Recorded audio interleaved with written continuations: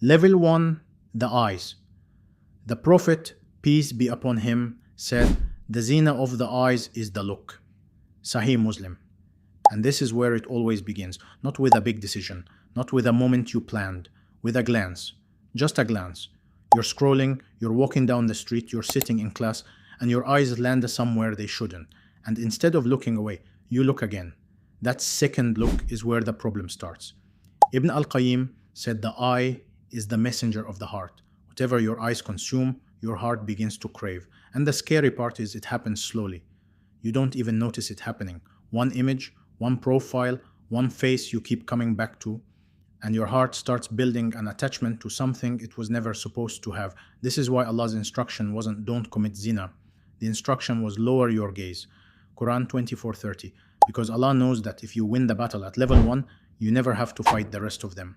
Level 2, the tongue. The zina of the tongue is speech. You didn't lower your gaze. Now you're talking. And this level is the most dangerous one that people underestimate because it feels completely innocent. You're just talking, you're just texting, you're just checking in. But what the tongue does is it builds bridges. It creates closeness. It manufactures intimacy between two people who have no halal right to that intimacy. Late night conversations, inside jokes. You're the only one who gets me. That's not friendship. That's an emotional entanglement. And once your heart is emotionally attached to someone, your brain will justify absolutely everything that comes after it. You'll say we're just friends. You'll say it's not that deep. But you know, deep down, you know exactly what's happening. You are building a door, and every conversation is one step closer to walking through it. Level 3, the hands. The zina of the hands is the touch. Now there is physical contact. And by this point, Shaitan has barely had to do any work. Because you walked yourself here, step by step, through every level before this one. A handshake that lasted a second too long, a shoulder that got touched during a laugh, a hug that had no business happening. These things feel small, they feel normal. Society tells you they are normal. But the Prophet, peace be upon him, said, it is better for a man to be stabbed in the head with an iron needle than to touch a woman who is not permissible to him. Tabarani. That is not a casual statement. That is Allah drawing a line in the ground and saying, do not cross this, because He knows that once the physical barrier is broken, everything accelerates. Level 4, the feet. The zina of the feet is the walking. Now you are physically going somewhere you should not be.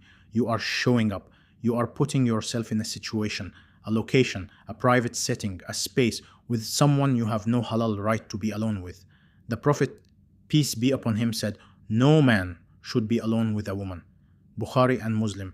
This is khalwa. And it is haram not because Allah doesn't trust you as a person. It is haram because Allah understands human psychology better than any therapist, any scientist, any researcher ever could. When two non-mahrams are alone together, Shaitan is the third one in the room, and he has been waiting for this moment since level 1. Level 5, the heart. The heart commits zina too, and that is desire and wishful thinking. This is the level nobody talks about, because it's invisible. You didn't go anywhere, you didn't touch anyone. But in your mind, you have played out entire scenarios, you have imagined, you have fantasized, you have entertained thoughts you knew you should have cut off the second they appeared. Ibn al-Qayyim said, the heart is the king and the limbs are its soldiers. If the king is corrupt, the whole kingdom falls. This is why the Prophet, peace be upon him, made constant dua for the heart. This is why he said, indeed there is a piece of flesh in the bodies. If it is sound, the whole body is sound. And if it is corrupt, the whole body is corrupt. Indeed, it is the heart. Bukhari and Muslim. What you allow yourself to think about matters. What you replay in your mind matters. What you sit and imagine in your quiet moments, Allah sees all of it. So here is the full picture.